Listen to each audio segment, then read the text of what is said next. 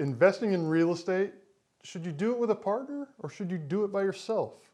Which one's better or which one's worse and why? I'm going to tell you today. Riding room has got a good roof. The interior here is not.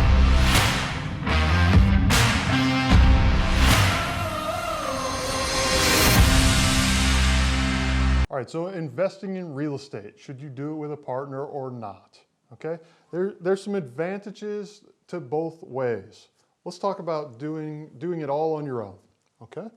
So when you invest in real estate all on your own, one of the main things that it's gonna jump out to everybody is you own 100% of whatever you buy. 100% of it. You don't have to share it with anybody. You get all of the gains to yourself. You get all of the appreciation and value to yourself. You also get all of the potential losses to yourself. So again, all on your own, there's definitely some advantages just based on the ownership. Now, if you're doing all of it on your own, here's what you have to do. You have to go out and find the deal, okay? You have to figure out how to get the property mortgaged. To get that long-term financing in place. You have to figure out how to rehab the property and get it rent ready.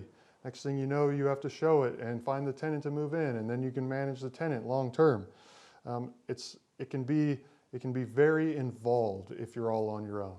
Now, don't get me wrong, some of those things you can hire out. You could hire a property management company to help with some of those things. But again, if you're all by yourself, you get 100% of everything, but you get 100% of everything, even necessarily the bad. So let's talk about with a partner. So I suppose the first thing you're gonna say is, well, I only get half of everything, you know? I'm only gonna get half of the profits that come in. I'm only gonna get half of the value, you know? That may or may not be attractive to someone. What I can say is that when you're partnering with someone, you want to match and be partners with someone that has a skill set that complements your skill set, okay? So let's say you find a partner that's very, very knowledgeable in real estate and what kind of returns those create. Maybe you have some funds available that you want to invest in real estate, but not necessarily the knowledge. That to me sounds like a good partnership. You can leverage the skills of the partner that has the knowledge that's been involved in it in a long time, along with the funds and the money that you have available to put to work. That can be an advantage. And let me tell you this, 50% of a lot is better than 100% of nothing. So back to if you have a partner, maybe your skills come into play where you know how to find the deal, or you have a great mortgage lineup, you know, and the ability to get funding very easily. Or maybe you're very handy and you could get the property rehabbed.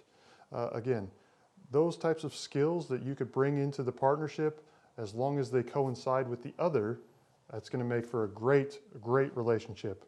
You can divide and conquer, you know. You take your skill set and do your one thing, and your partner takes their skill set and does theirs. One of the other things that can be an advantage to somebody that is looking to do business with a partner is, I don't know about you, but you may not have all of the money that you would ever need to be able to buy all of the real estate that you want. So you bring in a partner, they can assist with that. You've now doubled everything. Again, they can help put some money in if needed for down payments.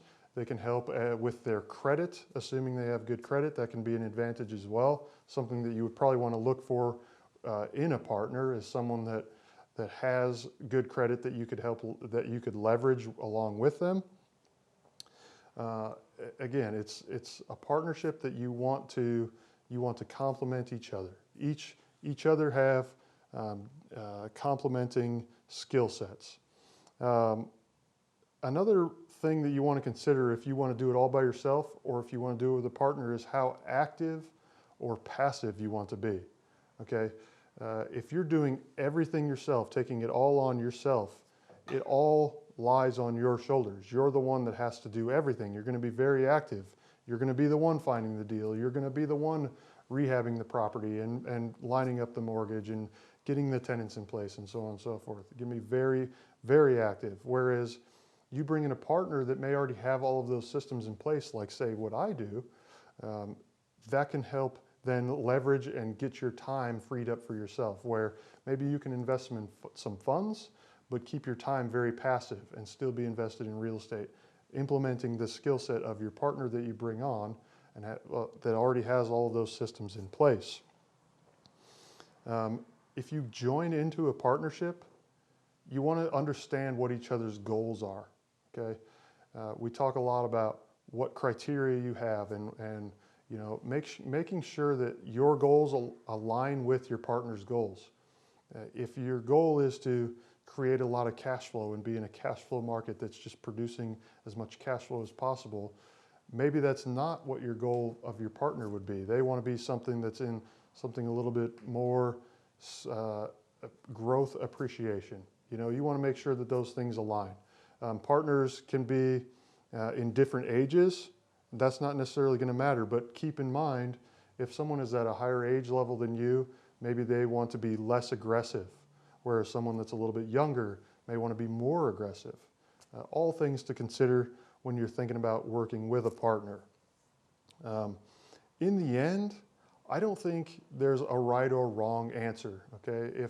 If it's something that you want to do and you want to be very active in, you want to take the time to learn every aspect of the business and understand all of the little nuances, that's great. By all means, get out there and make it happen. I encourage you.